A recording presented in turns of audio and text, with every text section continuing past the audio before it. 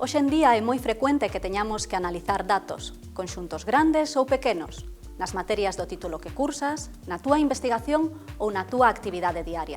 Estamos rodeados de datos e para tirar información deles precisamos da estatística. A estatística é a ciencia que se encarga da recopilación, ordenación, visualización e análise dos datos. A estatística é a ciencia que extrae información dos datos.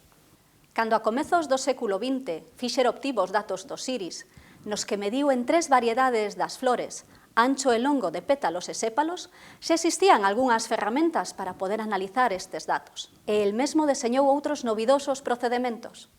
Sí, Fisher tiña datos, pero Fisher non tiña R. Nesta pílula imos explicarche como podes preparar os teus datos para analizalos estatísticamente empregando R. En concreto, cunha das súas librarías, R Commander.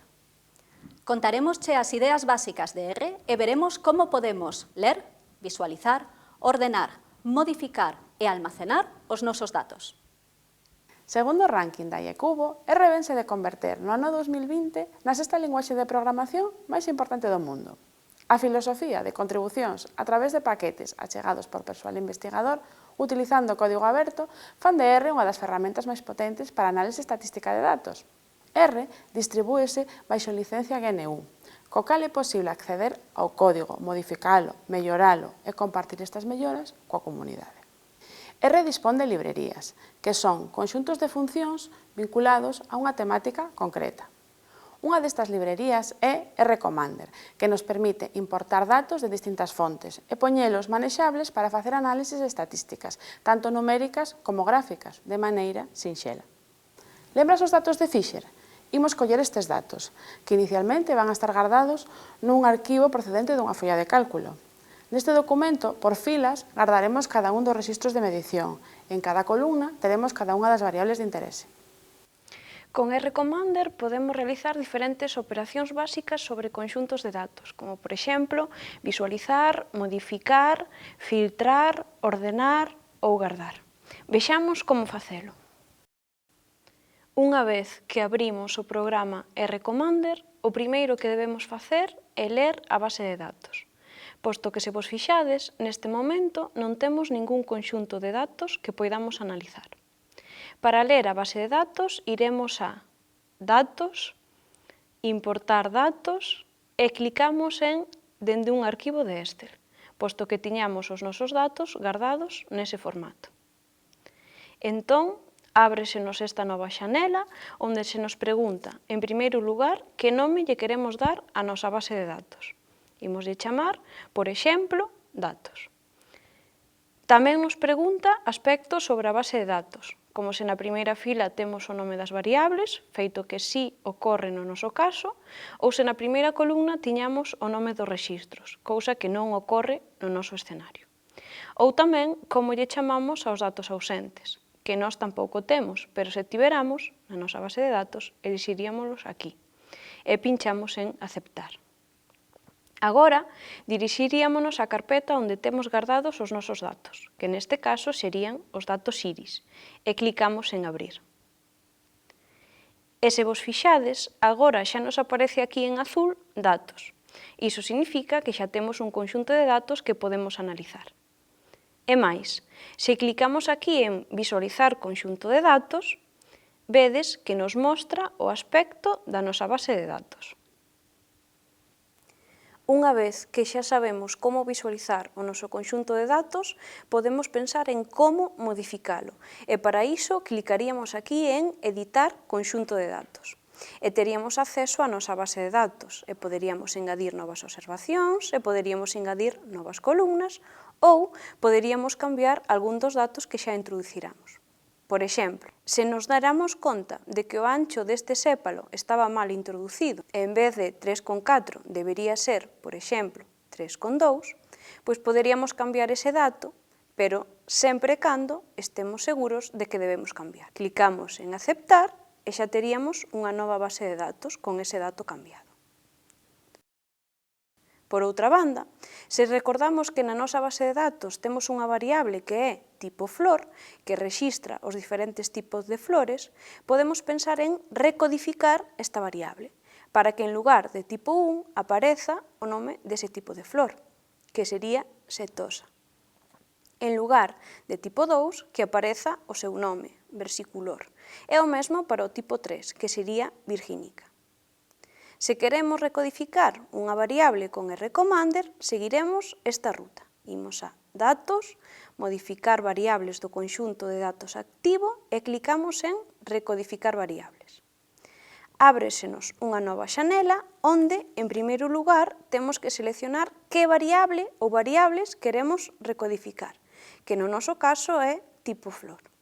Ademais, pregúntanos que nome lle queremos dar a esta nova variable e imos lle chamar nome flor. E, finalmente, introducimos as directrices de recodificación, que, como comentamos antes, onde antes aparecía tipo 1, agora queremos que nos apareza o nome desa flor, que sería setosa. E logo facemos o mesmo para o tipo 2 e para o tipo 3. E clicamos en Aceptar. Se vos fixades, aparécenos aquí abaixo unha mensaxe onde nos di que a base de datos aumentou unha columna. E se volvemos a clicar en Visualizar conxunto de datos, vemos que temos unha nova variable que se chama nome flor. Outra cousa que poderíamos querer facer na nosa base de datos é facer un filtrado. Por exemplo, quedarnos con aqueles datos nos cales a lonxitude do sépalo sea menor ou igual que 6. Para filtrar unha base de datos con rCommander, seguiremos esta ruta. Imos a Datos, conxunto de datos activo e pinchamos en Filtrar conxunto de datos activo. Ábresenos unha nova xanela onde, en primeiro lugar, dinos se queremos incluir todas as variables ou seleccionar algunha delas. Nós imos incluílas todas. Logo, pregúntanos expresión da selección, é dicir, que condición imos considerar para facer o filtrado. No noso caso será que a lonxitude do sépalo sexa menor ou igual que 6. E tamén nos pregunta que nome lle queremos dar ao novo conxunto de datos, que imos chamarlle, por exemplo, datos 2, para diferencialo do anterior. E clicamos en Aceptar. Agora temos aquí xa dous posibles conxuntos de datos, os datos orixinais ou os datos 2 que acabamos de construir. Podemos entón visualizar esta nova base de datos clicando en Visualizar conxunto de datos. E esta sería a apariencia da nova base de datos, que, como vedes, a lonxitude do sépalo é sempre menor ou igual que 6. Por exemplo, aquí temos un igual a 6, pero nunca temos maiores que 6. Unha vez que fixemos o filtrado da base de datos, podemos querer guardar esta nova base de datos para poder traballar con ela no futuro. Para facer isto, teremos que seguir a seguinte ruta. Imos a Datos, conxunto de datos activo e clicamos en Exportar o conxunto de datos activo. Ábresenos unha nova xanela e pregúntanos se queremos escribir os nomes das variables, e imos marcar que sí. Se queremos escribir os nomes das filas, e imos marcar que non. E se queremos entrecomillar os nomes tipo carácter, que tamén imos marcar que non. E logo, como queremos separar os diferentes valores, sendo un método moi habitual separalos con tabuladores.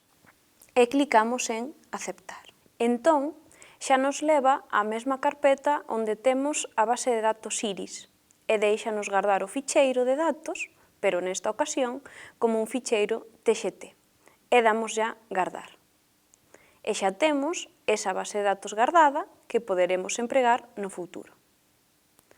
E isto que acabamos de ver son só pequenos exemplos de manexo de bases de datos que podemos facer con rCommander. Pero na ruta Datos, conxunto de datos activo e modificar variables do conxunto de datos activo, tedes moitas outras funcionalidades, como, por exemplo, tipificar variables ou ordenar o conxunto de datos activo. E agora só nos queda analizalo. Porque que porcentaxe había de flores de cada especie? Atopouse Fisher con algunha flor inusualmente grande ou pequena? Son os sépalos igual de anchos para todas as variedades? Nas seguintes pílulas explicaremosche como dar resposta a estas cuestións.